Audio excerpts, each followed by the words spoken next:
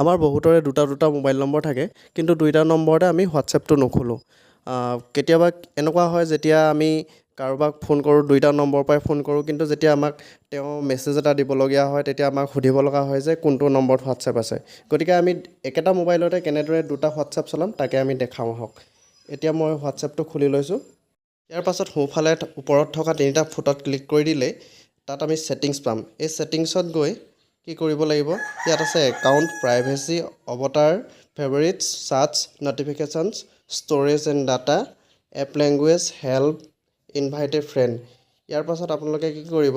এই একাউণ্ট বুলি যিটো অপশ্যন আছে তাতে ক্লিক কৰি দিব ইয়াৰ পাছত আছে security notification passkeys email address two step verification change number request account info add account delete account এতিয়া আপোনালোকে ক্লিক কৰিব লাগিব এই এড একাউণ্ট অপশ্যনটোত এই এড একাউণ্ট অপশ্যনটোত ক্লিক কৰাৰ পাছতে আপোনালোকে দেখিছে যে এড একাউণ্ট বুলি এটা ছেটিংছ ওলাইছে দেখিছে ইয়াৰ লগে লগে আপোনালোকৰ এনেদৰে ওলাব add an account agree and continue আপোনালোকে এগ্ৰি কৰি দিয়াৰ লগে লগে ইয়াত আপোনাৰ যিটো নম্বৰ আছে ছেকেণ্ড নাম্বাৰটো সেই নম্বৰটো আপোনালোকে ইয়াত দিব পাৰিব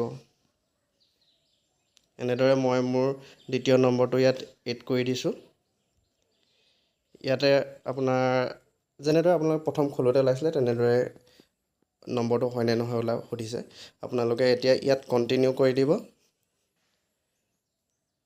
কণ্টিনিউ কৰি দিয়াৰ পাছতে আপোনালোকৰ ভেৰিফিকেশ্যন নম্বৰটো যাব আৰু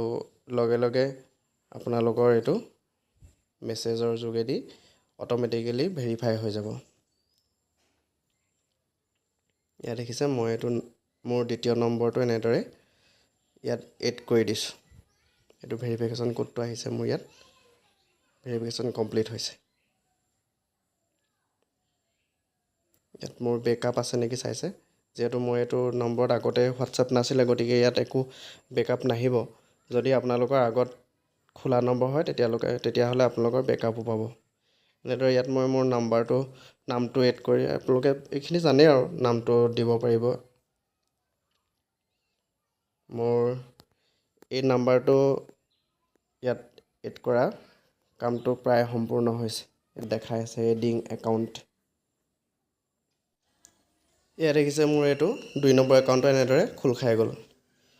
এতিয়া আমি ইটো একাউণ্ট খুলিবলৈ হ'লে সেই ওপৰত থকা তিনিটা ফুটত ক্লিক কৰি তাতে যিটো ছুইচ একাউণ্ট আছে তাতে ক্লিক কৰি দিলে আপোনাৰ